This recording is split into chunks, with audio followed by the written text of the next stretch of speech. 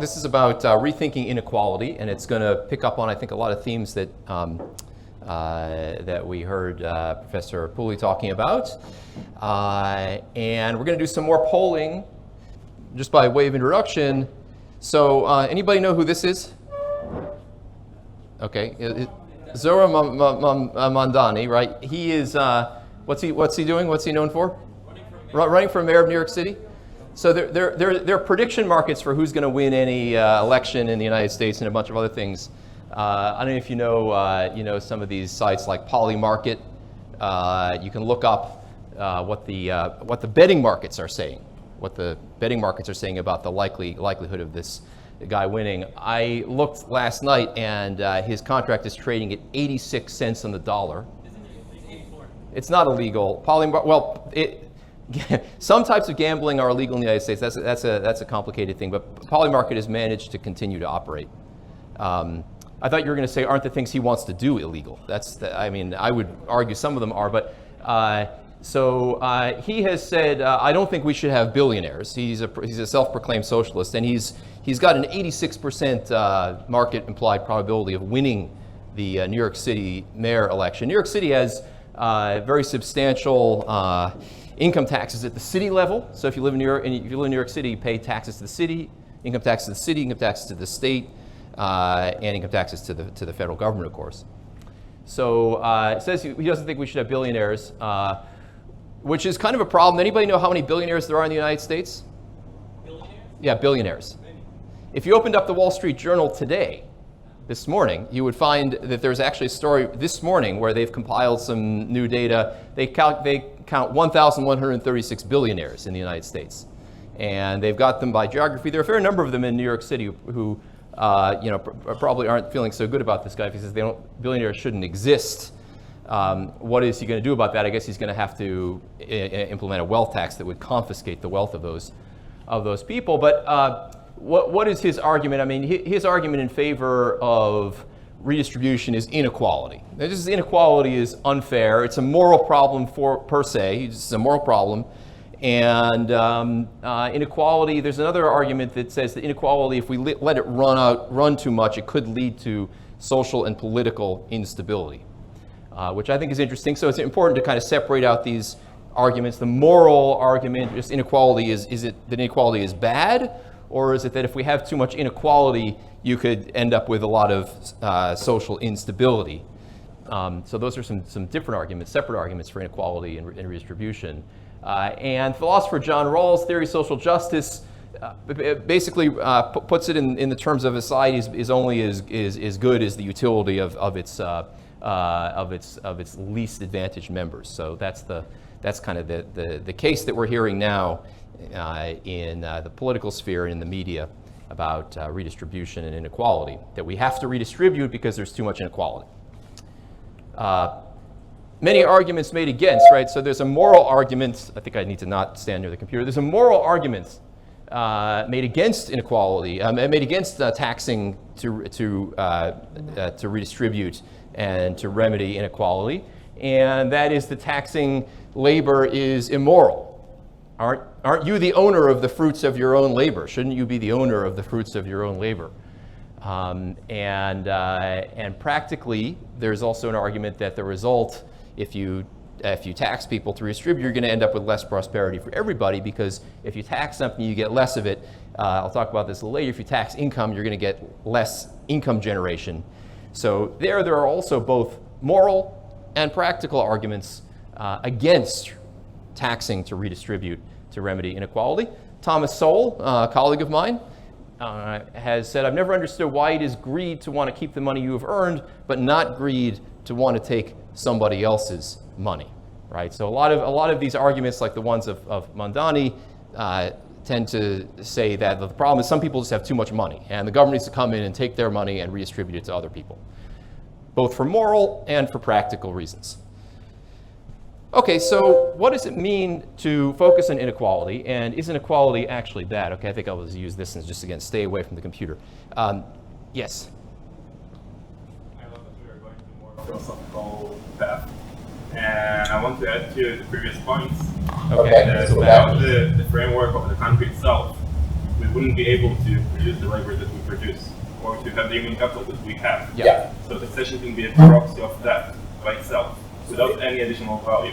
So if my startup fails, the country should compensate me. Because if it succeeds, it was the company that did it, the country that did it. But if it fails, it was me, right? So I'm not going to that specific path, but from the beginning, the possibility for you to start a startup, your human capital and structure that you have to have the capacity to run something like that is based in the country. And all the So I think, as well. I think there are a couple things we want to make sure we're separating out. So on Monday I talked about reasons for having government, right? So and one of the reasons for having government was that there were potentially market failures in the provision of certain types of services, particularly things like infrastructure, right, or education, or things that would be necessary in order for the economy to function properly.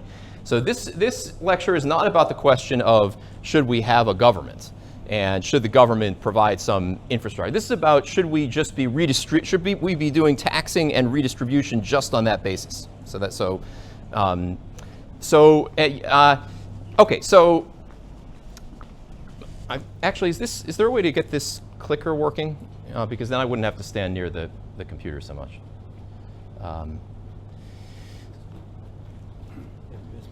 Yeah.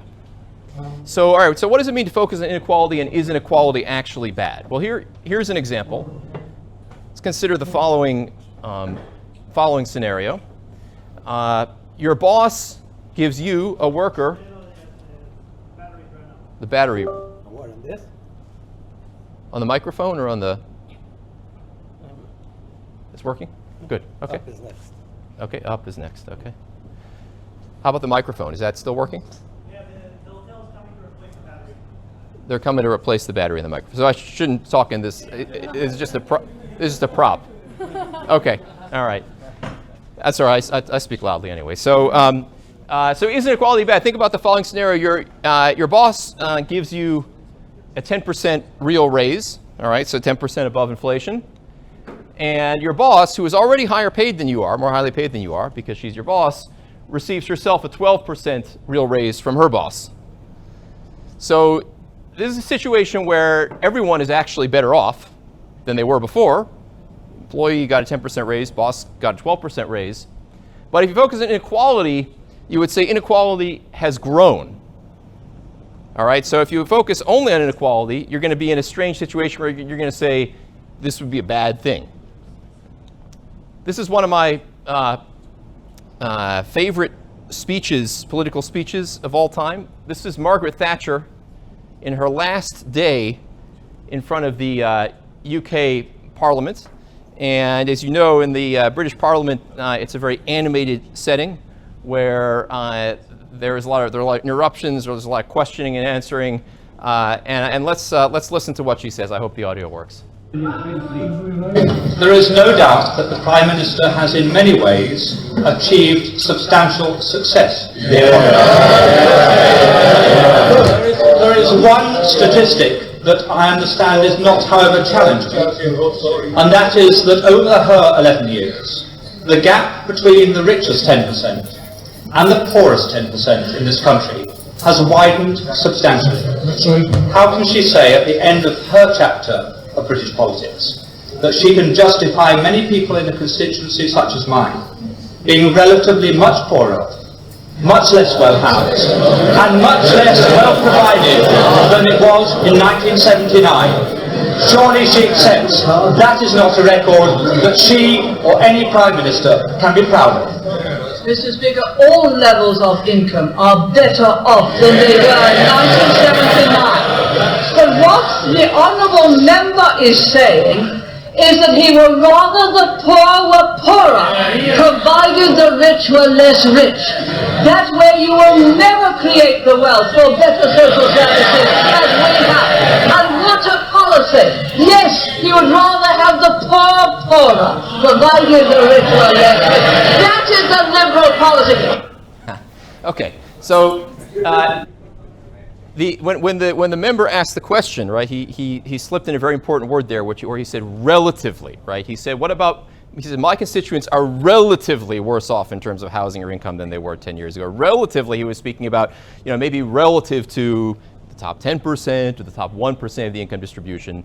So it's really exactly an analog to the very simple example I just gave, where if income levels, real income is rising at all levels, but it rises faster for those at the top of the income distribution than those closer to the bottom of the income distribution, then inequality increases, and people who are concerned about inequality say, this is bad. Margaret Thatcher, what was her response? Well, would you would rather the poor were poorer, so long as the rich were less rich. That's your policy, and he's gonna try to say no, and so on. But I think that's a very instructive moment. That was her last day. She went down fighting. Her very last day after being prime minister, and being forced out. Still fighting for her policies and her legacy. This relative inequality question. This is the predominant media narrative. So Haaretz, income inequality in Israel among the highest in the OECD. All right, they reported that was from some years ago, but that report on which they're basing it is still the same. U.S. and Israel have the worst inequality in the developed world. CNN Business, picking on both of our countries. Economist Thomas Piketty explains why income inequality is just getting started.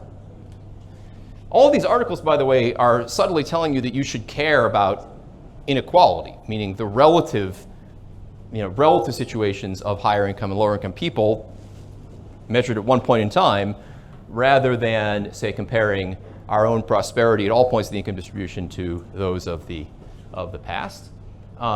Here, a massive new data set suggests economic quality is about to get worse. That's also the same Thomas Piketty data set. I'll have more to say about him in a bit. Super rich, BBC, super rich increased their share of the world's income. This stuff is just media fodder. I mean, for some reason, we never open up our favorite news websites and they tell us about all this amazing technology that we all have access to, or reminding us that because of Amazon or other e-commerce sites, we can basically order and get whatever. If we have the money to buy something, we can order and get whatever we want on demand whenever we want it. It's an unequal world. It doesn't have to be. Okay, we can do things to change this, the press is telling us, with this inequality. And then finally, we have religious figures. This is the Pope Francis archive. This was the Pope Francis X account, Twitter account. And so the Catholic Pope posted one day in 2014, inequality is the root of social evil. So also religious leaders saying that we need to care about this. So we're being bombarded in the media, being told we need to care about this type of inequality. International polls show that this is working, right? So share of respondents who say the gap between the rich and the poor is a big problem in their country. Looks like maybe it's a little small, but on the left is Israel, and the left is United States, and the middle is Israel. So United States, 83% of people say the gap between the rich and the poor is either a moderately big or a very big problem. And in Israel, it's 75%. Okay, so still quite high. So people seem to think that the gap between the rich and the poor is a big problem in their country. Germany, 92%, so on. Polling in Israel, this is one of the issues that most concern the public in the long term for the coming decade. This is a May 22 poll by the Israel Democracy Institute. Whoops.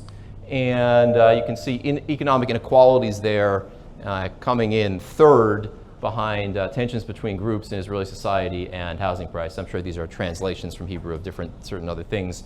But as of 2022, they were more concerned about economic inequalities than the Iranian threat, for example. All right, so big questions. First of all, so what we're going to try to do is what's actually going on with income inequality and also wealth inequality. What's actually going on with inequality in the world? Are the facts consistent with the media reports? And also, how much should or shouldn't the government use redistributive policy to address income inequality? Yeah. The graph slides ago. Yeah. This or the, And this was the problem of your in relation to other problems, or were they asking do you think that inequality is moderate or big? very good, yeah. I mean, you're going to the point of how you ask a poll question. Yeah. It appears to me that in Israel, less people said that in the United States that is a very big problem. Yeah. Israel is very more socially friendly, Yes. cheaper article. Yes. Right. Yeah. So this one was just, is it a problem? And so this is a global attitude survey, and what I don't know about the global attitude survey is what other questions did they ask before this question? Because that will really matter. You know, if they were asking you about attitudes about a whole range of things and then they asked you this question, that could affect your answer. But what I do know is that it was not asked the way that this one was asked. This one was asked, what are the issues that most concern you? And you were given sort of a list. You were given this list. You could choose from these lists, from this list, what the one was that most concerned you, or you could name something else. How you ask survey questions will determine the kind of affect the answer, and that's a good lead into the survey question that we have here, right? I try to be neutral with these, but this is just a opinion question. Do you agree or disagree with the statement, the wealthy do not pay their fair share in taxes? So this is a question that I'll show you some international polling evidence based on this, but just want to know what you think. I think it's locked, right? Let me see if I can unlock it. Hold on. No, it's unlocked. All right. So people are answering. Looks like it's unlocked. Okay. So just pollev.com/Rauh is where you can answer it. Just whether you agree, strongly agree, neither agree nor disagree, somewhat disagree, strongly disagree. Again, I should have mentioned before, you didn't have to put your name in this. And if you want to put your name, it's fine, but it's meant to be anonymous. You don't, not trying to collect data on what you think here. Okay, 10 people have answered. I really want to try to get to about 25 people answering here. So, others in the room, feel free to answer here. Wealthy, only 10 people have answered so far. What's going on? Trouble accessing?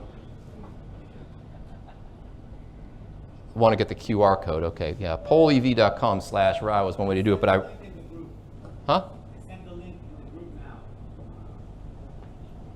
I guess I'm learning something new about how people use technology today. You don't type in URLs. People of your generation do not type in URLs. Yeah, you want a QR code, so the QR code is up there. All right, I guess I'm still in Internet 1.0 world. All right, we got 20 answers. Okay, now we're starting to get up there. All right, 22. About 25 was about where we got. Okay, all right. So we're doing well. So I think everybody's pretty much answered. Okay, great. So I'm going to lock the. Great. 28. All right, good. Even more. All right. So I'm going to lock the responses now. 3, 2 is your last chance to answer. Okay, good. Are people voting, logging in multiple devices or something? Okay. All right. We have 30 people. Okay. All right. Great. All right. Okay, so 3% strongly agree, 23% somewhat agree, 13% neither disagree, 40% somewhat disagree, and 20% strongly disagree. So let's now do some polling about some factual questions. Approximately what share of total income does the top 20% of income earners in Israel earn? I actually wanted to try to do this with the top 1%. In the United States, I could do it in the top 1%, but I had trouble getting the stats for the top 1%. So we're going to do the exercise for Israel for the top 20%. So essentially, the way to think about this question is if you imagine all of the income that's earned in the Israeli economy in a year, think about all of that income, what percentage of that income roughly does the top 20% of income earners earn? 20%, 40%, 60%, or 80% are the choices. So that's a factual question. Roughly, what do you think it is? Okay, everyone has pretty much answered here.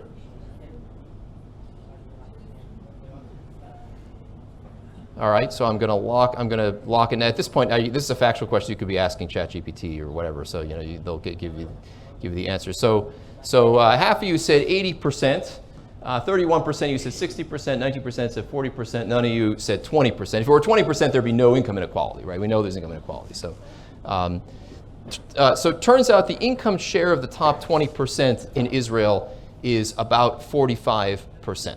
Okay, 45%. So going back to your responses there, so the top 20% earn, it's 40 is probably the closest, but between 40 and 60% of the income. So not actually as much income inequality in Israel as the majority of you thought. That's the takeaway from that. Maybe not as much income inequality as the majority of you thought.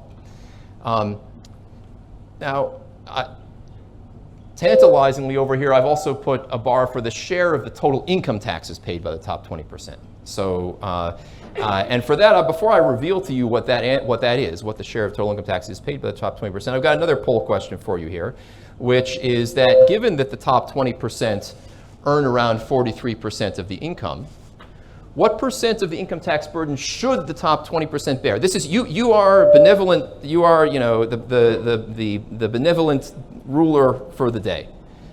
Okay, you can decide now how much of the tax burden the top 20% should bear. How much the income tax burden. So the way to think about this question is, imagine you're designing the tax system for the country of Israel, and you get to determine what percentage of the income tax burden the top 20% are going to bear, right? So you're going to get to determine that. So if you were just to say what these mean, if you're going to select 20%, that would basically mean that you're going to make sure that there's no progressivity in the income tax system, right? The top 20% bear 20% of the tax burden. There's no progressivity. I didn't put 100% on here, but if you want 100%, you could choose greater than 75%. 100% would mean that you want no income tax for the bottom 80% of the income distribution, right? So you'd want 80% of people paying no income tax and 20% of people paying income tax. That would be a system where the top 20% would bear 100%. So this is not a factual question. This is what you would do, if you were in charge, right? So I think that by virtue of the fact that only 23 of you have answered, I'm starting to think that people are starting to look around online for information about what it is now or what's going on, right? I just want to, the point of this is just to get a sense of what you want, all right? So this is what you think would be just. All right, so we're going to lock it now. 3, 2, 1. Okay, yeah. At this point, you're just asking AI. All right. So this is what you decided. Okay. So given that they earn around 43% of the income, what percentage of the income tax burden should the top 20% bear? So 19% of you said, you know what? I don't even care that they earn 43% of the income. They should bear 20% of the tax burden. So that would be what economists would call a regressive tax system. That's kind of a negative connotation, but that's what that's the name for it. The modal response from you all was that if they earn 43% of the income, well, they should bear 43% of the income tax burden. So that sort of struck most people as fair without thinking about it too much. And some people wanted a more progressive system, right? So 11% of you said that 50% of the income tax burden should be borne by the top 20%. And 30% of you said that 2/3 of the income tax burden. Nobody said greater than 75%. Okay, what's the answer? 92%. That's how progressive your income tax system is. So that is the share of the income taxes that are paid by the top 20%.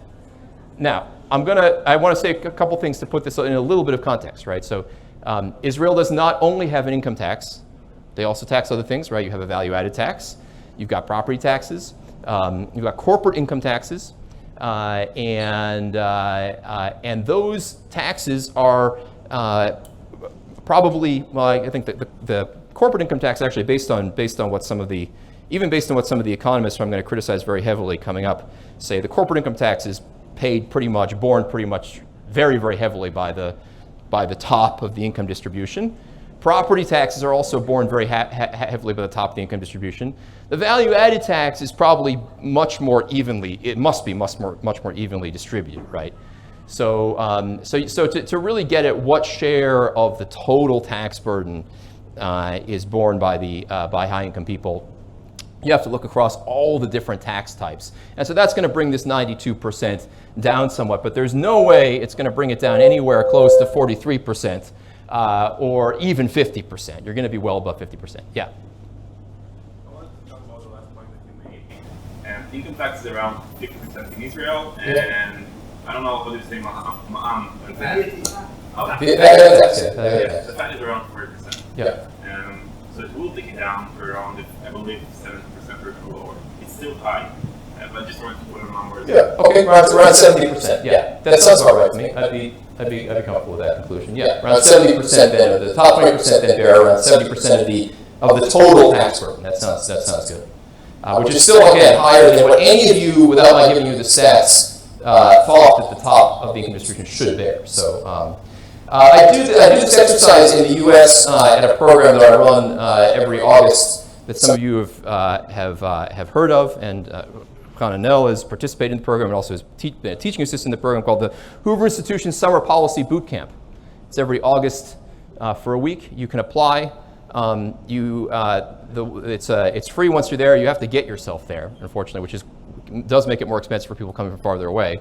But if you can get yourself there, it's a free week at the Hoover Institution, and it's actually like this program in many ways. A little bigger, about 100 students, much bigger actually, about 100 students, and from all over the world. Mostly, I would say it's probably about 75% U.S., 25% international. But I do this exercise with that group as well, and these were the results from the 2024 group. So we did it with the top 1% in the U.S. because I had better stats on that. I'd actually love to be able to do the example I just did with the top 1% in Israel, but I couldn't find the statistics. So maybe somebody wants to help me out after the seminar or after this event. I'd love to be able to do it with the top 1%.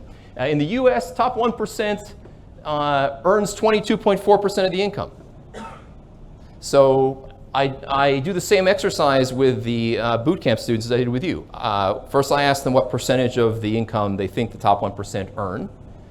All right, most of them think the top 1% earn a lot more than 22.4% of the income, but then I reveal that fact, and then I ask them, I say, given that the top 1% earn 22% of the income, what do you think should be the share of the tax burden that they bear? So this is the should question. And results were pretty similar to the type of results that you gave me about Israel, in the sense that the modal answer was people picked the share of the income they earned. They said, if they earn 22% of the income, then they should bear 22% of the tax burden. This is just the top 1% now. This is the top 1% in the U.S., right? They earn 22% of the income, so hey, they should basically bear 22% of the burden. But what's the actual amount that they bear? All right, it's sort of the same magic trick. 40% of the tax burden. And we don't have a value-added tax in the U.S. We do have state-level sales taxes, which are consumption taxes. So again, that same kind of moderating factor that we talked about before with the consumption taxes, you want to apply that here a little bit. But it's not going to get you all the way down to anywhere close to 22%, right? We can look at the top 25% of earners in America. They earn 87% of the income, and they pay they earn 69.9% of the income, and they pay 87% of the taxes. So these are, the bottom line of this is these are quite progressive tax systems. They're more progressive than most people think, and they're also more progressive than most people seem to think would be fair when you just ask them to just kind of think about what you think would be fair. So next I want to take on this claim from the press reports. Inequality worse than U.S. and Israel. So everybody, CNN, BBC, they're all picking on our countries. It seems, they're ganging up on us here. So what's going on? Where does this claim come from, and is there any validity to this claim? So this claim comes from the Gini coefficient, which somebody asked about. I think you asked about in the last session. Yeah. So the Gini coefficient is a stat used by economists that essentially is based on the relationship between the share of the population and the share of national income. So if you have a system with perfect equality in market income, market earned income, that would be a system where the bottom, there's perfect equality. So 20% of people earn 20% of the income, 50% of people earn 50% of the income, 90% of people earn 90% of the income. But what we typically have is more of a bowed shape here. This is an actual income distribution. And so here, if you look at, say, the poorest, you could imagine drawing a line like kind of in the middle at the 50% part, right? So 50% of people in total earn less than 50% of the income. And the Gini coefficient is defined as like kind of a ratio of these areas, but it's really just about how bowed or skewed that curve is. If you have a really unequal distribution, right, you could imagine something where that blue line is sort of very flat from 0 all the way up to 80, 90%, and then spikes up. That would be that would be a very unequal, that would be a very high Gini coefficient. So where does the fact come from? Well, it turns out, and I'll show you this, that in market earned income, Israel's Gini coefficient is close to the OECD average. So that's over here. This is the Gini coefficient across OECD countries. And that's where the Haaretz report comes from.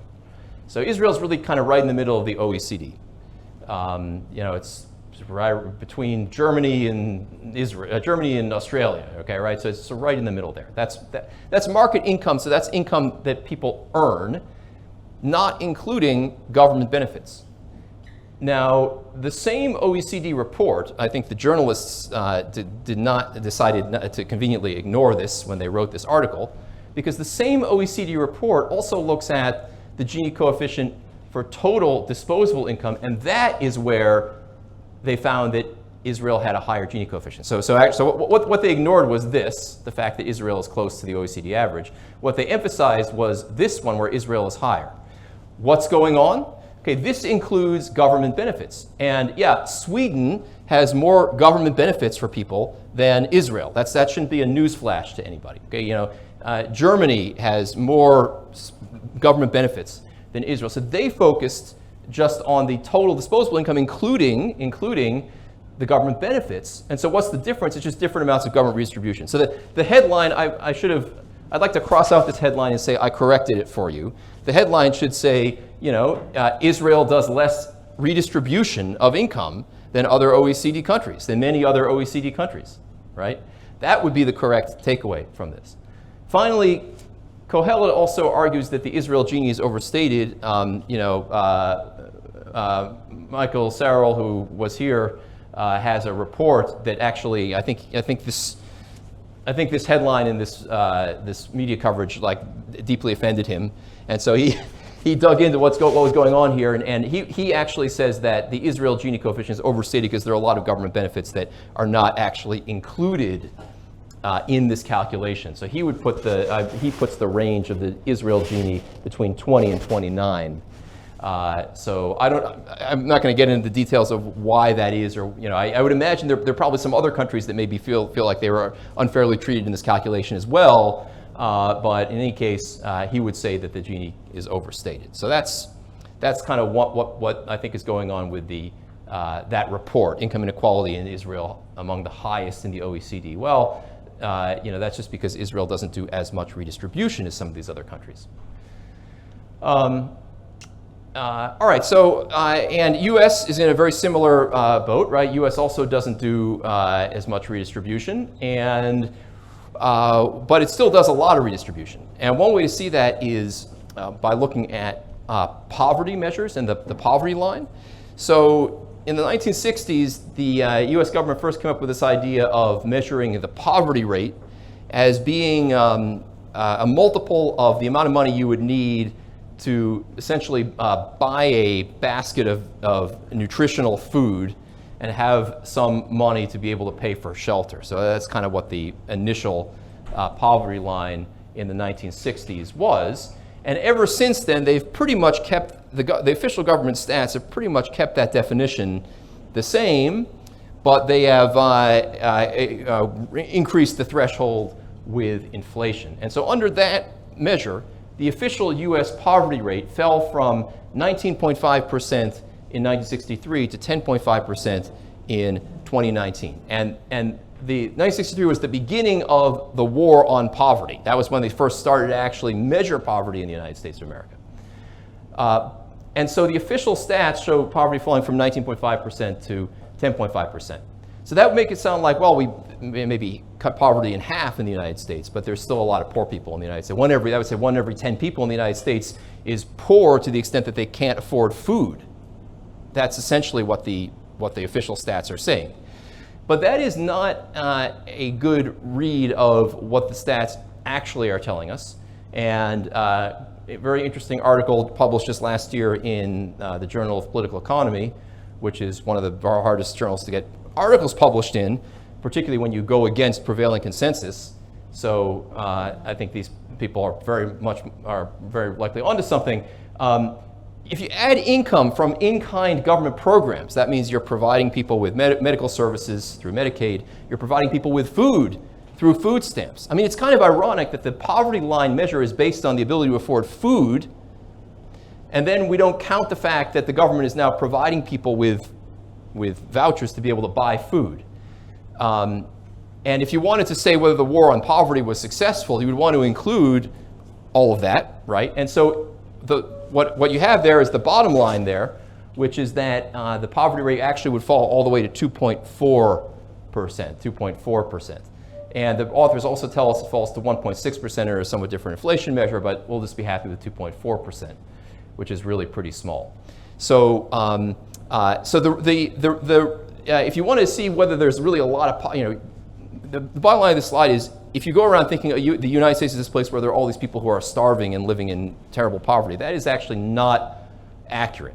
What is accurate is that around 11% of working age individuals receive less than half their income from market sources. That is sort of the problem. So if you care about inequality, and this is a theme that I'll come back to, you care about inequality, you want to think about what are the underlying sources of why people need government programs to help them afford food and so on.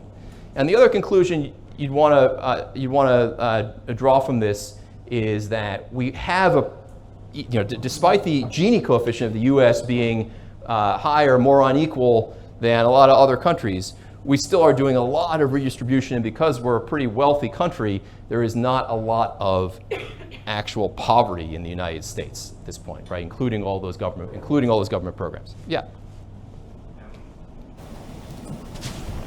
Since we're talking about equality, I wish if we can speak a little bit and define poverty and what it can mean to food only on monetary terms, and where it can lag.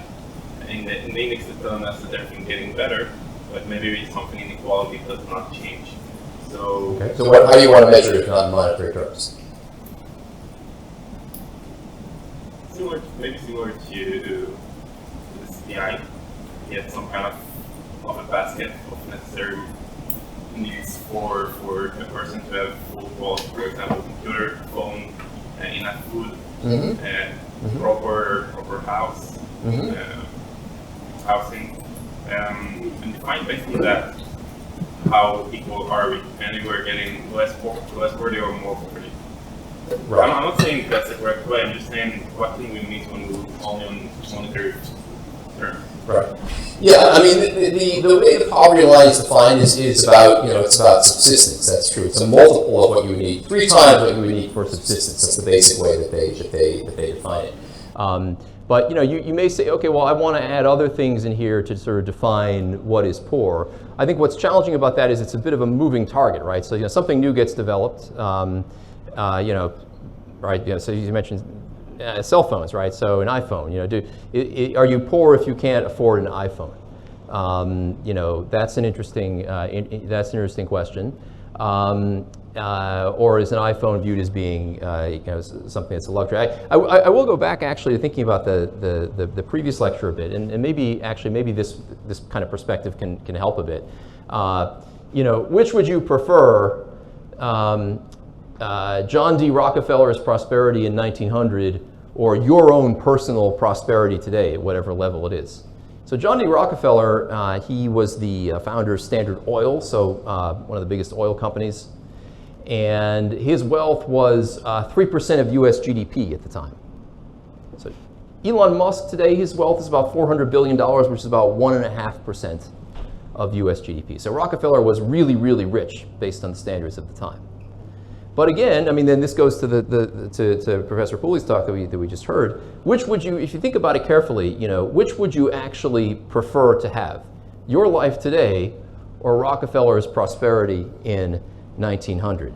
And your life today, and I'll come back to the sort of poverty question, to sort of get to what percentage of the people can actually can afford all of these things. But your life today involves, okay, so Rockefeller in 1900 had not, the first car had not really come to the market for him, so he had no car. He presumably had a lot of servants who could hitch up the horses whenever he wanted to go somewhere by horse and carriage. But he couldn't just fly anywhere in the world that he wanted to. Now, most people can fly, can afford a flight ticket. At least in the United States, most people can afford a flight ticket to someplace else in the United States. You can go anywhere you want to go, and you can do it quickly. What other categories? Medicine, right? No antibiotics, no MRIs, no access to this. Even poor people in the United States and in Israel, pretty much every Western country, and I'm going to get to some cross-country comparisons in a minute, has access to way better medical care than John D. Rockefeller ever had, just because the technology wasn't there. So many other categories, right? Entertainment. I mean, I suppose if he wanted to listen to a song, he could, ask his servants to bring the orchestra over and have the orchestra play the song. But I mean, you got to on-demand everything that you could possibly need. Communications. I mean, a lot of these things came up in the previous talks. Communications. He could send a telegram, later on in his life, but he couldn't send a text message to anybody. So if you think about all of these ways that prosperity has improved, and the fact that these things are accessible for a lot of people, I don't know about you, but I would definitely take my life today, I would take my life as a student before I had a job, before I had much of a job, living on a student stipend, relative to John Rockefeller. Another one, which would you prefer? Do you want to be in the bottom quintile in America / Israel, so the bottom 20%, or the 90th percentile in Central Africa? I mean, the fact is, if we're really worried about poverty in the world, we're looking in the wrong place if we're looking in the U.S. and Israel. That's not where the poverty is. The bottom quintile in the United States, including government benefits, already receives $49,000 per year. That's the total value of their income, including their government benefits. In the Democratic Republic of Congo, which is not even the single poorest country, around $6,000 per year adjusted for purchasing power. And there are things you can't even buy, right? You can't even buy reliable electricity. It's just not available. Money could be the richest person in Congo, and you're still going to be suffering from a lot of power outages. So I think perspective is important. And on poverty, if we're concerned about poverty, we're looking in the wrong place if we're really worried about poverty in the Western countries. That's just not where it is, right? But certainly in parts of the world, it is there. All right, so where does all this? Who's pumping up the media with all of the sort of figures and stats, and who does the media cite when they talk about these figures, right? So sometimes you have things like the Haaretz article that cite an OECD paper that came out and sort of cherry pick some stats. A lot of the articles about inequality in the U.S. cite one of these three economists, Thomas Piketty, Emmanuel Saez, or Gabriel Zucman. Turns out they all happen to be French. I know you're not supposed to make fun of people for their national origin, but I kind of think the French have an exemption. I think it's okay to make fun of the French, although I'm going to say something nice about somebody French in a moment. But they all happen to have been born in France. At least one of them is a U.S. citizen now. Saez is definitely an American now, but it definitely feels a little bit like they're importing the French Revolution into the U.S. I mean, it's not an exaggeration. I mean, this is a very famous painting by Eugene Delacroix, and here's the storming of the Bastille, painting of the storming of the Bastille. I was wondering, this painting was made in 1789. It was made the year of the storming of the Bastille. I was actually wondering to myself whether the painter was actually sitting there among all of the turmoil painting it, but it turns out he just painted it from a description of it, so we don't even know if it really looked like that. But these economists present income and wealth inequality as a severe issue for America, and they use a bunch of statistics to do it that I want to take aim at because I think a lot of it is very problematic. Tons of media coverage. Most of those articles that I showed you cite one of these three people. And you think I'm exaggerating when I say it's like the French Revolution. This economist says the perfect tax rate for the rich is 75%. All right, so I mean, I guess in the French Revolution, the perfect tax rate was 100% or more because they actually wanted to execute the people. So maybe it is a bit of an exaggeration because they're not actually calling for the death of people, which is good. But they do say the optimal effective tax rate for the rich in combined taxes would be 75%. So that's what they feel would be an appropriate tax rate. So they're importing the French Revolution into the United States. So let's look at some of the statistics. French Revolution economists versus U.S. government economists. So the French Revolution, economists claim, is that there have been large rises in top income shares using pre-tax distributions. So that's the top line on this graph here. The top line in this graph says that in 1960, the top 1% earned about 9% of income, and in 2020, they earned about 19% of income. We saw a few slides ago that's now up to 22% of income. However, that excludes a whole lot of other things. It excludes, again, all the transfer payments from the government that people are already getting.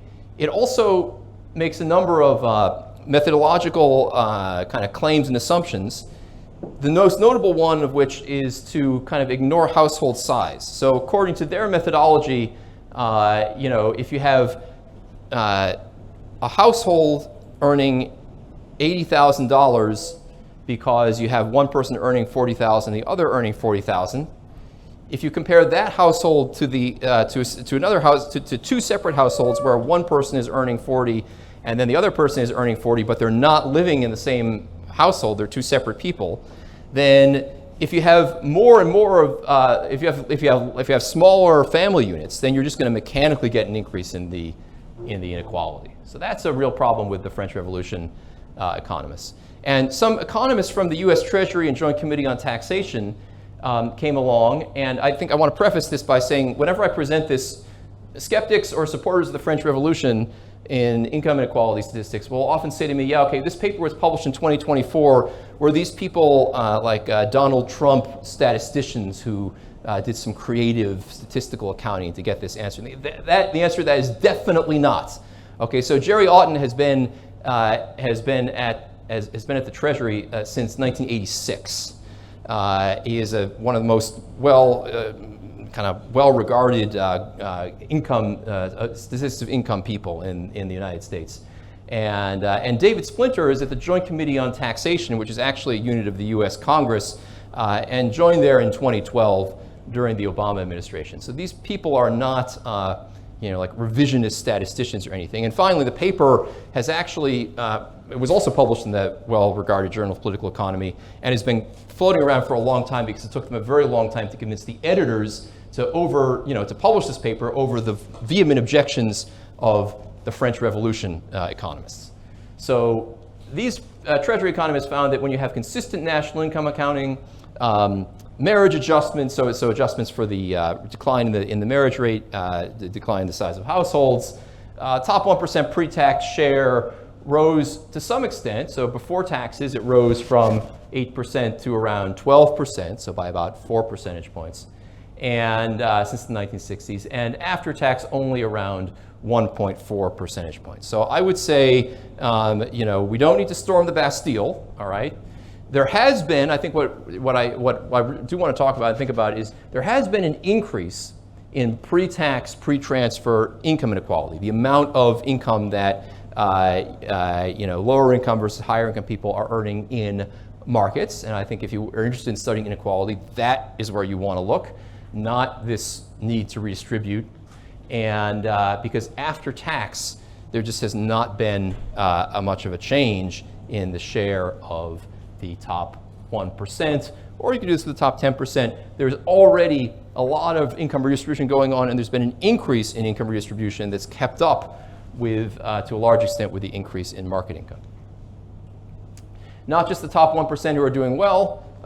This is median inflation-adjusted pre-tax income. So median, middle of the income distribution, right? There's narratives out there. You sometimes read pieces by journalists and they argue that the median person has somehow their lot is not improved, and that the averages are dominated by people at the top. Well, yeah, I mean the mean has done even better than the median because the top has grown more than the bottom. That's what we started with. That's the Margaret Thatcher point. That's the point of the first example I gave you with the employee getting a 10% raise and the employer getting a 12% raise. But the median is also doing really well, right? So inflation adjusted, the median household income has grown substantially. And this isn't even considering all of the points that Professor Pooley introduced us to about what you can do with your time and how much prosperity you can actually buy with your time. This is just using the inflation adjustments of the consumer price index. And I think one of the bottom lines I took away from Professor Pooley's talk is that the inflation index, CPI index, using that over decades is just very, very misleading, because the quality of everything you can get, whether it's a car or this a computer, has improved so much that even the statisticians' attempts to try to account for that in the CPI are just going to be totally inadequate. So even if you just use their statistics, though, median doing really well. Similar discussion on wealth inequality. So the French Revolution economists claimed massive increases in wealth concentration. They published papers with the top two lines there. Important to note that they had no actual data on wealth when they did this. But the press loves these stories, right? I mean, the press just loves this. Top 1% share has gone way up. Those are those top two lines.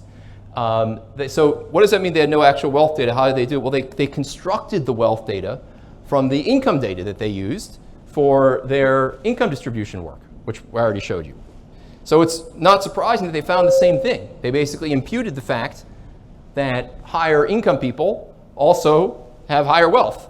I mean, they used their income tax data to infer something about their wealth. Not surprising that they found that. They also ignored redistribution already occurring via Social Security, okay, so and via the systems we already have in place. So again, that's another theme, which is that a lot of these statistics are ignoring the fact that there's already a lot of redistribution going on. So Social Security is our national pension system, and there's already a lot of redistribution built into that counts as wealth, should count as wealth for everyone who's got it, right? But that wealth boosts your wealth a lot if you're a lower income person, percentage-wise, relative to if you're a higher income person. So ignoring redistribution that's already occurring is a problem. Another interesting thing that is kind of glossed over in a lot of this is the effects of interest rates. Part of the reason that we saw this huge increase in wealth from 1980 to the early 2020s is a big rise in the stock market and a big drop in interest rates. And those two things are related. Federal Reserve, particularly central banks around the world, pushing interest rates down. When you push interest rates down, you make the value of risky assets higher. And so anybody who owned risky assets, who had risky assets, those assets are going to go up in value. And so you're going to get more income inequality, more wealth inequality when interest rates decline. You're going to get more wealth inequality when interest rates decline. You're going to get less wealth inequality when interest rates rise. And so now that we're in a rising regime, this should probably be updated, because I would expect that we might have certainly a leveling out of this pattern. Yeah.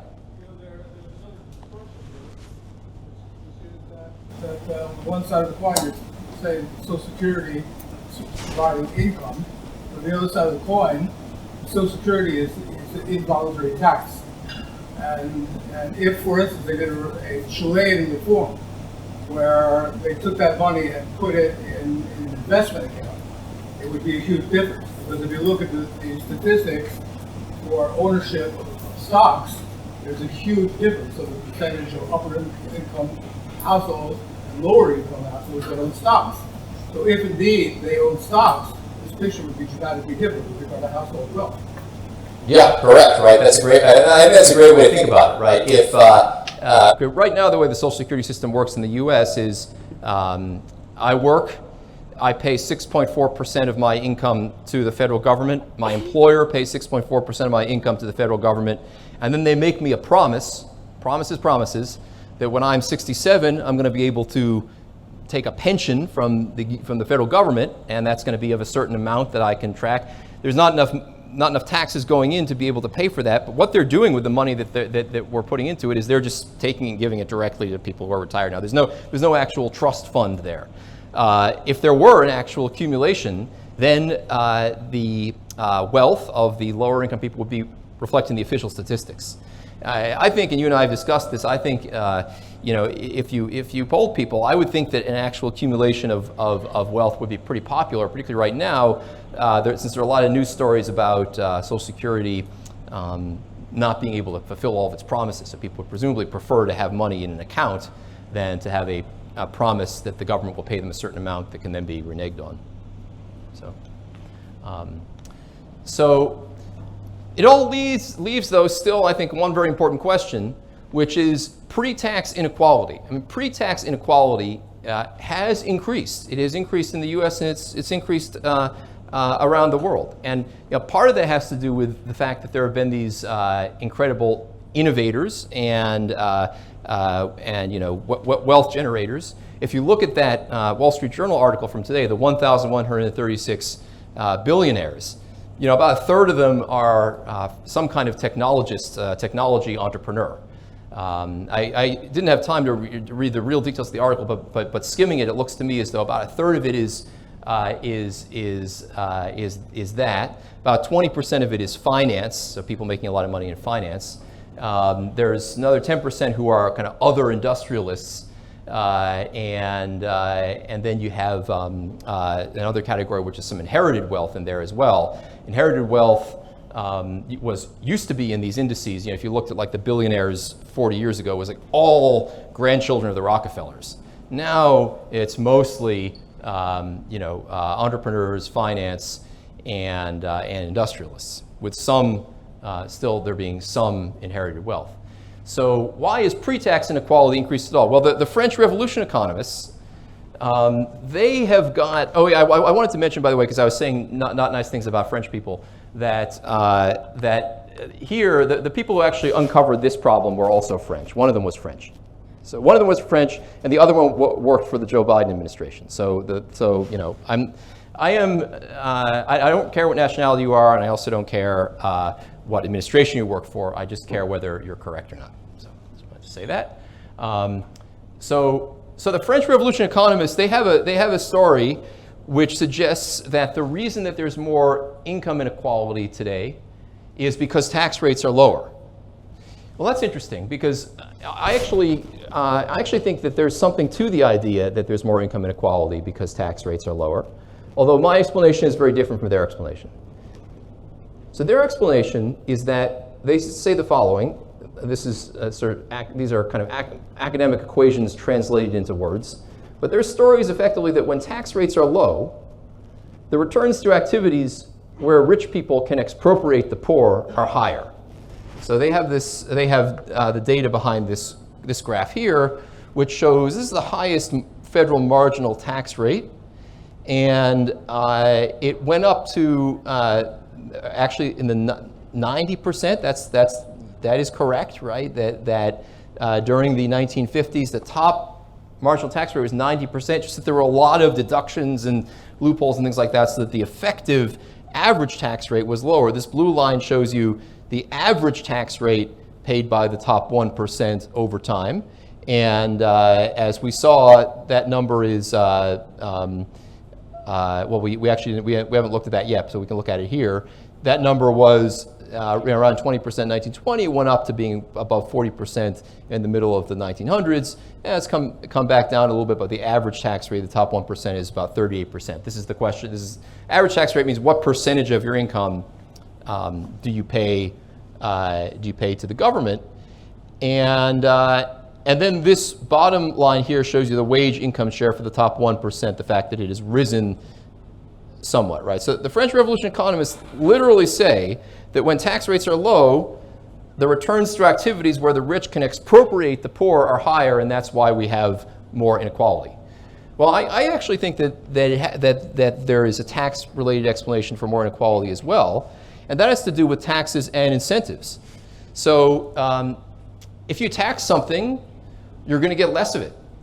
And the economist Art Laffer, who I'll talk about in a minute, was famous for popularizing the understanding of the fact that if you tax income, the government is going to have less income reported to it. Why is it going to have less income reported to it? What's going to happen? Let's say you raise the income tax. Let's say do a big increase in the income tax, 10 percentage point higher. What's going to happen? People have a bigger incentive to evade the tax. Exactly. Okay. So first thing is, the first thing I'm going to do is call up a tax preparer and say, is there anything I can do to avoid or even evade my tax responsibility? To avoid, maybe I wouldn't share with the tax preparer the idea that I might want to evade my taxes, right? But people also do engage in tax evasion. A lot of tax evasion, offshoring of income, and things like that. It's interesting, actually at the same time as the French Revolution economists bemoaned the increase in inequality, they also bemoaned the fact that there's so much tax evasion going on in tax shelters. And so that's the first thing you're going to do. Secondly, what else might happen? Higher tax rates. What could they do to my decisions as a person? Less produce, less entrepreneurship. Yep, less production, less entrepreneurship. A lot of people will say, yeah, somebody's just starting out, they want to be an entrepreneur. Do you really think they're going to be affected by the tax rate? Well, maybe. I think people who are really affected by the tax rate are when you're on a margin, right? Should I expand my business? Should I start a second business? Start another job? Expand my economic activity? Yeah. Do you have another alternative to model tax that is better than Alternatives to what kind of tax? To a modern tax? You say? To what kind of tax? Well, let's look at the different types of taxes. So this is the menu of taxes, I think. And again, because I think the takeaway from Monday was not that we should have no government, but just that we should think carefully about what government should be doing. We do need to be able to fund government. So how should we fund government? So tax on income, as I mentioned, if you tax income, if you tax anything, you're going to get less of it. So if you tax income, you're going to get less of it. Tax on wealth, same kind of thing, right? So you think that the billionaires in New York City are just going to sit there and let Zoran Mamdani expropriate all of their money so there are no billionaires in New York anymore? I mean, they're going to be doing all of this tax. They're going to offshore. First thing they're going to do is they're going to leave New York City. He might try to put an exit tax on them because that's the strategy of wealth tax implementers try to prevent people from leaving. But they're going to be doing all of right now, they're probably already scrambling and trying to do everything they possibly can to get in position, since this person has an 86% chance of winning this mayoral election. You tax wealth, you're going to get less of it. The wealth is going to go to other places. Like happened in France. So France had a wealth tax. People left. Actually, 30-some countries have attempted wealth taxes. Most of them have actually abandoned the wealth tax. Billionaires just left, and it was just couldn't collect much revenue from it. And the administrative costs of actually administering the wealth tax become very, very high relative to the revenue you can collect. Yeah. How can you deal with the argument that on the one hand, money can be lost to somebody, but on the other hand, the margin of the deal that the poor get from this piece of money is much bigger than this piece of money is good for them? Yeah. So it's a great point, because if you learn economics, the first thing that you learn is utility functions, and the utility functions are typically you have decreasing marginal utility, and then if you do a social welfare function where you average utility across people, in all of those models, redistribution is always good in those models, because you're always taking from somebody who's higher marginal utility and giving it to someone who's lower marginal utility. And I think that the important point there has to do with, I think it'll be more on the next slide, but the important point there is that when you're increasing taxes, you're discouraging economic activity and you're making everybody poorer. So in the very moment, if Jeff Bezos has a bank account with $20 billion in it, and you say, I'm going to take $1 million of that money and just give it to to poor people. In the very moment, that is going to make the poor people happier than it will make Jeff Bezos less happy. That's certainly true. But the question is, when you start doing these things in an economic system, what do you do to the ability of the system to generate more prosperity in the future going forward? What do you do to incentives to invest in businesses? What do you do to incentives to grow businesses? Things like that. So I think that's kind of the key. But it's good you bring it up, because if you study economics and again, let's say lesson one is sort of utility functions, and then whenever you get to the part of economics, it's about social welfare functions or general equilibrium economics. They'll write down a weighted utility. They say, okay, we have a social welfare function, which is the weighted average of the utilities of all the people. And in that very moment, the science of economics is baking in the idea that all redistribution is good. So it's actually a real problem I have with the science of economics, which is that it bakes that in without considering the incentive effects on prosperity generation and things like that. So I'm glad you brought it up. Good. Yeah. What the debt management? From my understanding, the top 1%, 10% take a debt and they manage debt in order to not pay taxes and earn more money. They take debts in order to not pay taxes. So you're talking about the interest deductions? Is that, For example, talk about take a salary of $1 and they can take a loan from its shares. okay, so you're talking about strategies for, well, taking a salary of $1 seems to me like you're just not accepting, you're taking less income, so you're paying less taxes. You mentioned debt, so borrowing money is a way to reduce your taxes in many countries where interest is tax deductible. I personally would like that to go away. I would like us to have lower income tax rates and no deductions for things like interest, because that is a distortion. It distorts the economy into having more debt. And so I think that's the sort of best tax system is one that is low rates and a broad base, meaning there are not a lot of exceptions for this, that, and the other thing, and that allows the rate to be low. Professor, yes, sir. But I do think there are also good aspects of this. Let's say, for example, Elon Musk will not pay dividend because it's going to pay tax for the money. Correct. So instead, he's putting the dividends back in the company, Yeah. making it more richer, like the shares becoming more high. Yes. And then he takes loans against the shares, but it makes the company grow better and become stronger. Yeah. So the money goes to the company to produce more stuff and be more great for economy as a whole. So perhaps the debt is better than taking the money, sell the share, and pay tax. But he doesn't need a interest tax deduction for that to be a profitable activity for him. You just have to have, as long as there are taxes on dividends or capital gains, he'll have the incentive to do that.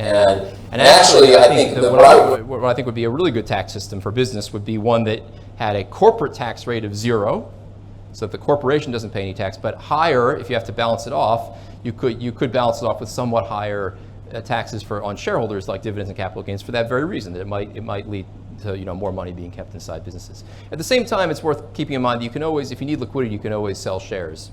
But yeah. I think that from an economic point of view, somehow like you want, I don't say that inequality is totally bad, but you want to make sure that the allocation of opportunities is how you want it to be. That even the poor boy from a poor family may have might get an opportunity to be good at, because he has a good mind, he can think, and he might bring up great ideas. So I don't say that you have to heighten the taxes on the rich, but tax does do a good job if you can paint the taxes and say this tax goes to make better services at the periphery of Israel and the US, so the poor children might get better opportunities. I definitely think that if you're interested in inequality, that is where you have to look, is there inequality of opportunity? And to what extent is all the government spending that we have, is that really improving equality of opportunity? Is that really leading to better opportunities for lower income people? Because I think I agree with you completely in that that is much more productive than saying we have billionaires and we don't want those billionaires to exist. I mean, that's sort of just based on the politics of envy, I would say.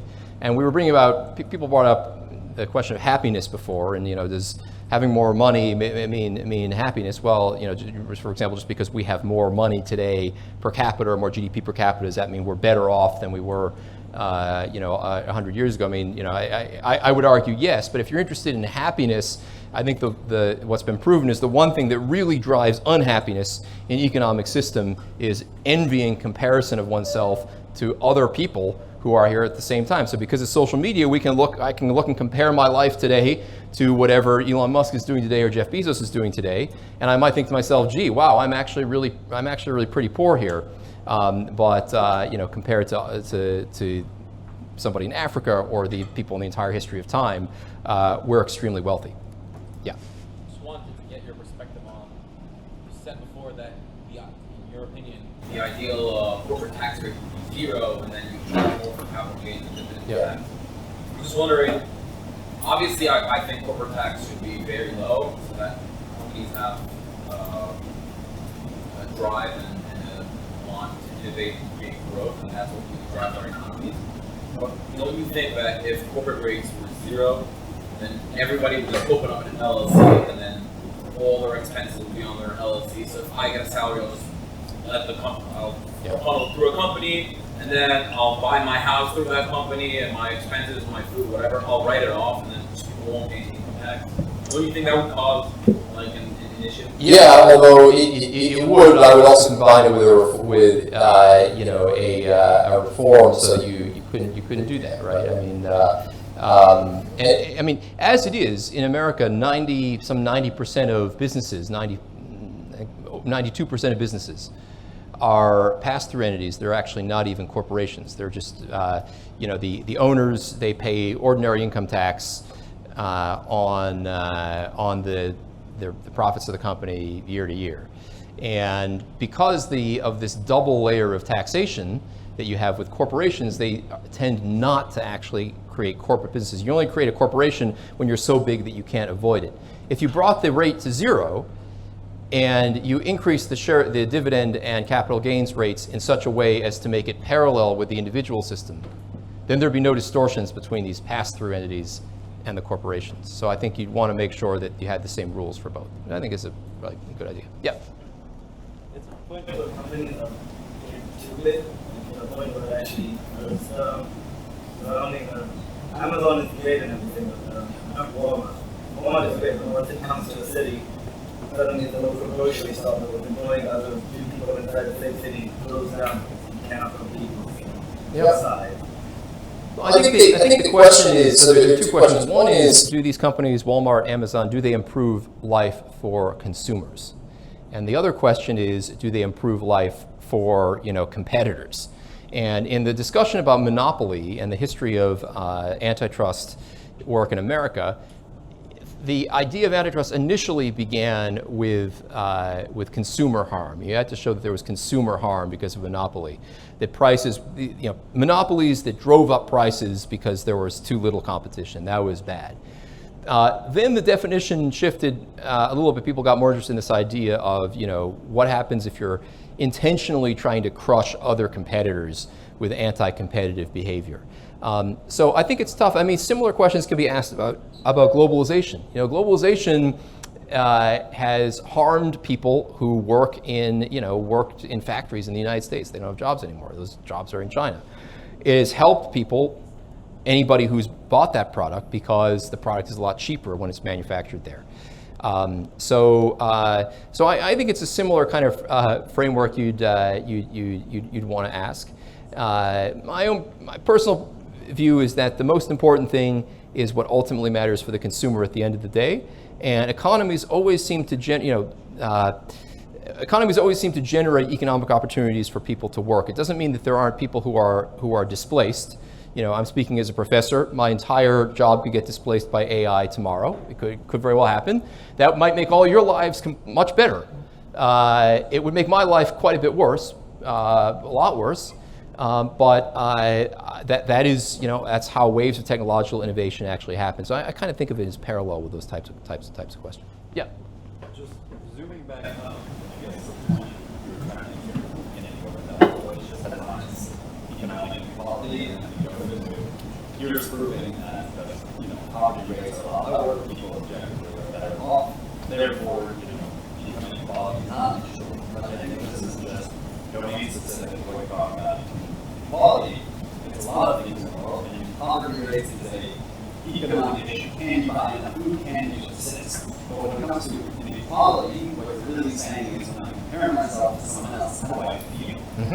And I think that's why when you're dealing with something like this, I fully agree with you. You're trying to convince the public in that sort of sense. It's never going to work because when I look at the guy next to me and look how awesome his life is, it doesn't matter what you're saying. And I think that's why it's also a very interesting issue because when you're dealing with something like that, where it's partial economic and partial way deeper part of your brain stem that's comparing to person being in a cave, how do you actually deal with that? Because you kind of see that over and over again, really, not just in the economy, but in many areas of life, when you have that issue, it doesn't work, just to show the facts. You're saying, look, we can't deprogram envy. You're never going to be able to deprogram envy. Exactly, I agree with that. That's an envy is a strong field. I know there's that experiment with like monkeys and like cucumbers and grapes. Yes. I don't know if you've seen that one, but like it's just an example. Once you give someone else better, they all of a sudden that's good. Yes. So that's the fundamental issue that they're dealing with. The fundamental issue is not are people that are off. It's I compare myself. Right. Well, I think media, politicians, others should do more to focus people on other things rather than playing to our. We all know it's a part of our worst instincts to compare ourselves to others, and we all know that through many both philosophical and religious traditions, we've been taught that that's generally not a good thing. So I mean, Ten Commandments, you shall not covet. The Stoic philosophers are all about, Marcus Aurelius or Seneca, all about how comparing oneself to others is a recipe for unhappiness. Politicians like Mamdani or populist politicians, they play that stuff up. Instead, they should talk about, I would hope, it would be nice if they could get people fired up about other things, like, for example, the fact that a lot of this government excessive indebtedness, waste, fiscal profligacy is going to lead to major economic disruption for a vast number of people. It's playing to our worst instincts by envy, I think, is distracting from problems that are really going to hit us hard. That's kind of the chicken and egg of it. Is it? Do the politicians and media focus on it because there's a strong internal basis in people who want to care about such things? Or is it that they're starting it and then people are well, based on my religious and philosophical foundations, I'm going to say it's bad. So I was going to talk a little bit about the Laffer curve and the idea that if you increase taxes, particularly income taxes, you're going to get less income. Laffer had this idea that there's a tax rate that maximizes revenue, and he has to be right about it, right? Suppose there were 100% tax rate. You get very little work. People wouldn't really work. This is what you have in Cuba now, right? You have very little work. Basically, nobody gets to keep the fruits of their own labors. Nobody works, and the government doesn't really bring in much revenue, and the whole society is poor. Laffer had this idea that there's this maximum tax rate, and he said that even in the United States, that maximum tax rate is pretty low. So he would say, you can set the tax rate to something like 20%, and that's going to maximize government revenue. That was his main claim. He's been lauded by President Trump. He's been criticized by the New York Times. So what's going on? Well, okay, I think the Laffer curve is a real thing in that people do very much respond to tax rates in their economic decisions. So I've done some work where I study. California had a really big tax increase. Top tax rate used to be 9%. Now it's over 14%. So that's a very, very big tax increase. And we can look at what happens to people. A lot of people left the state. A lot of business people left the state. Companies left the state. But also, if you look at the people who stayed in the state, they generated less income. They worked less. They created fewer economic opportunities for others. We can do this kind of thing with tax data in research. So I do think there is a revenue maximizing tax rate, but also worth keeping in mind that the Laffer curve is only, that maximum tax rate is only optimal in a very narrow sense. It's asking what is the rate that would maximize government revenue? What kind of question is that, right? Don't we want to, government revenue maximization, that sounds great for government bureaucrats, but isn't what we want. What we want to do is we want to maximize prosperity for everybody, subject to some constraint as to how much inequality we're willing to take on. finish up just with something about Israel's redistributional system that I was, this is also a work by Searle, so you can ask him about it too. And he looked at the average value of net transfers, so the redistribution that's going on in Israel across deciles and across different groups within, deciles within different groups. So he had non-Haredi Jews, and Arabs.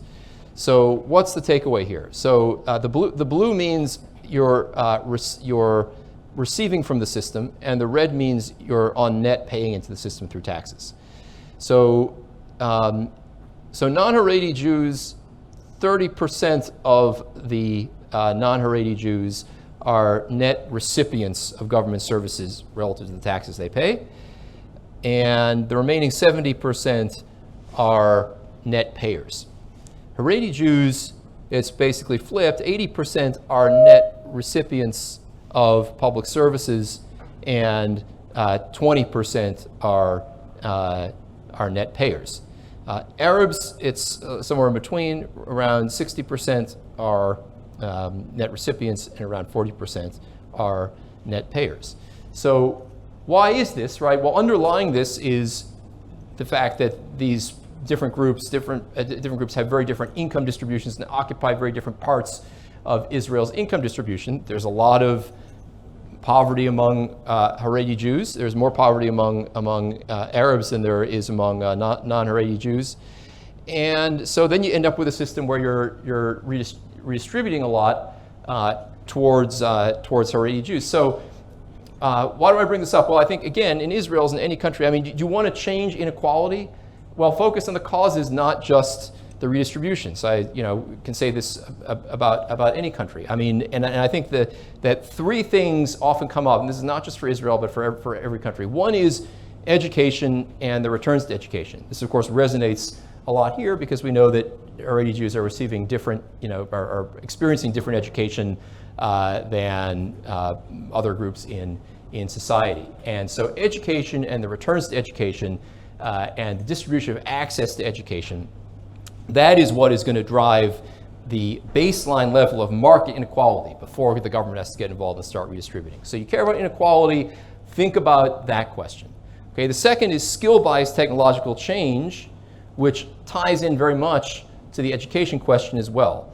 Technology has changed very, very rapidly. It is changing very rapidly. With AI, it's changing very rapidly. The skills you need to earn income are changing incredibly quickly, and those who are not learning those skills, picking up on those skills in areas where they are trained in those skills, they will end up falling behind. Those who are in those areas, they will end up doing well. That's probably going to increase inequality, but that technological change is going to increase prosperity overall, but it's also going to increase inequality. So if there's skill-biased technological change, we have to ask, what is it that we can do about that to make sure that there is still equality of opportunity?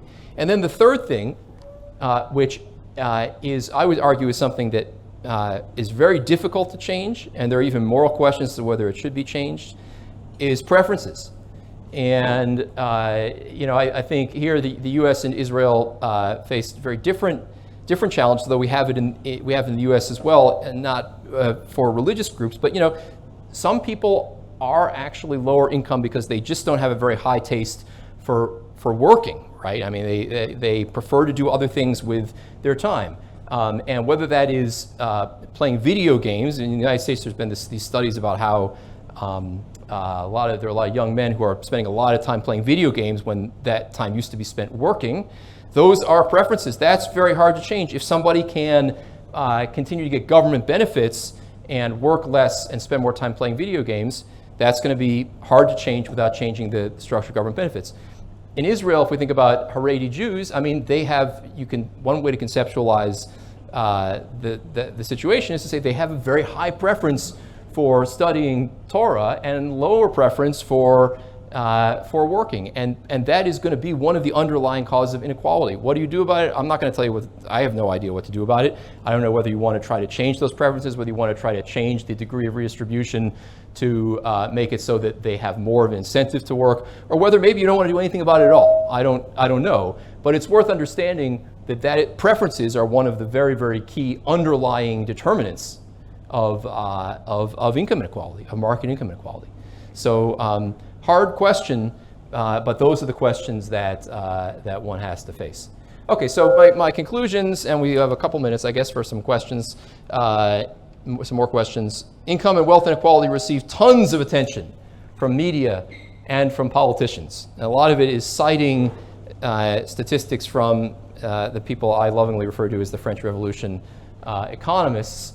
But a lot of those statistics have real problems behind them.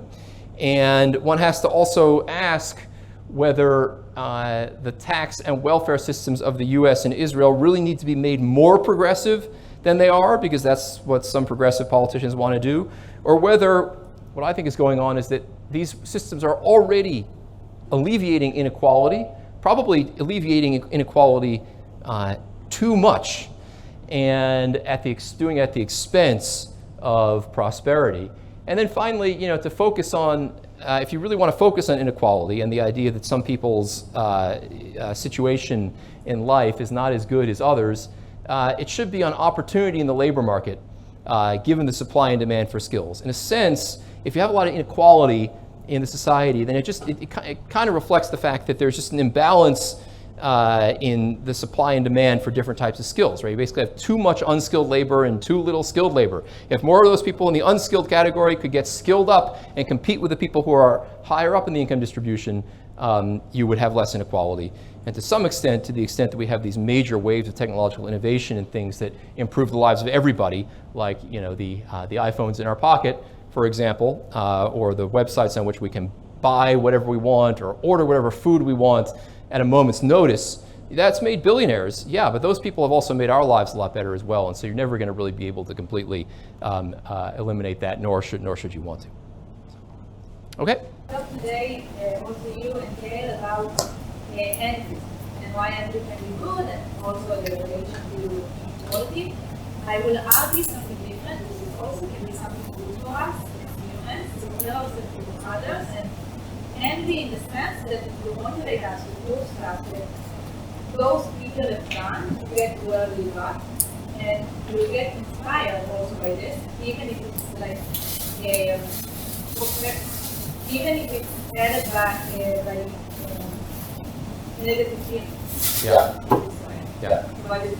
I like it. I mean, I think channel your envy, right? Instead of channeling your envy to electing politicians who are going to take the fruits of one person's activities and redistribute it to others, how about we channel our envy into wanting to make ourselves better and more prosperous? Billionaires shouldn't exist. I mean, I don't know. At the Stanford Graduate School of Business, I would hope that a number of our students would like to become billionaires. And I think it would be good for them, and likely what they're going to be doing if they make that much money is going to be something that is valuable to society. So maybe what we need is to channel our envy towards more productive purposes. Yeah. All right.